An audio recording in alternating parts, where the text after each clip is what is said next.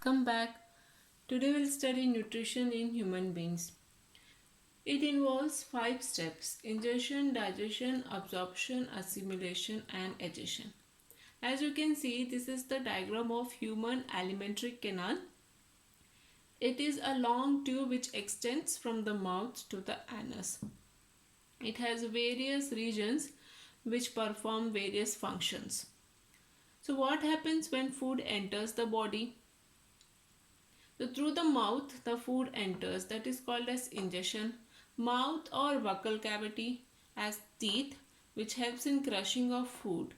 It has tongue which helps in mixing food with saliva. Saliva is a fluid. It is secreted by salivary gland.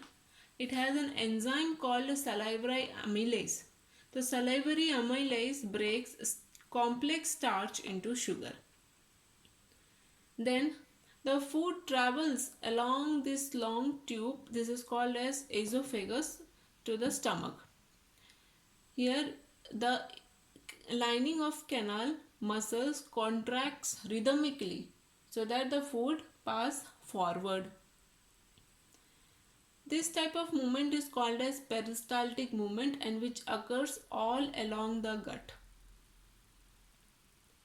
Now the food has reached to the stomach.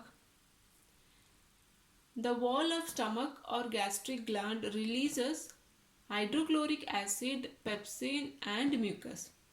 Hydrochloric acid creates acidic medium which activates the enzyme pepsin. Pepsin is a protein digesting enzyme and mucus protects the inner lining of the stomach from the action of acid under normal conditions. The digested food in the stomach is called as chyme. Below the stomach there is pancreas and it secretes pancreatic juice. Whereas liver, it secretes bile and stores the bile in the gallbladder. There is a common passage of bile duct and pancreatic duct called hepatopancreatic duct. Through this common passage, the enzymes like bile and pancreatic juice present in bile and pancreatic juice enters into the small intestine. Small intestine is the largest part of alimentary canal. It is the site of complete digestion of food.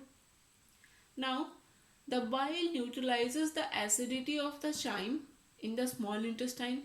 It makes the food alkaline for action of pancreatic juice and it helps in emulsification of fat.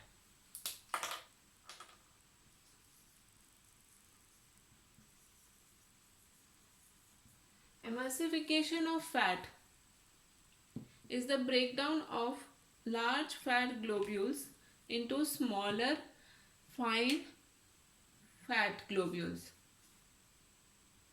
Next is pancreatic juice.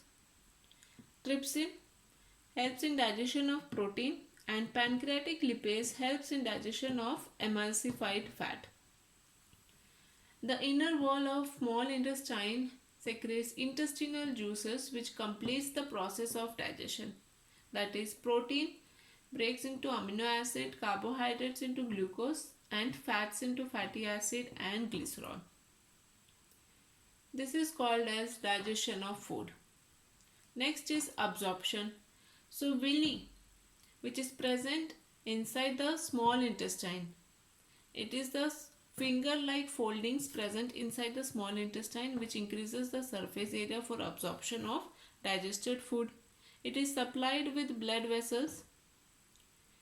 Now, it takes the absorbed food to the body cells, each and every cell of the body, and its utilization by the body for energy, for building up of body cells, etc. This is called as assimilation.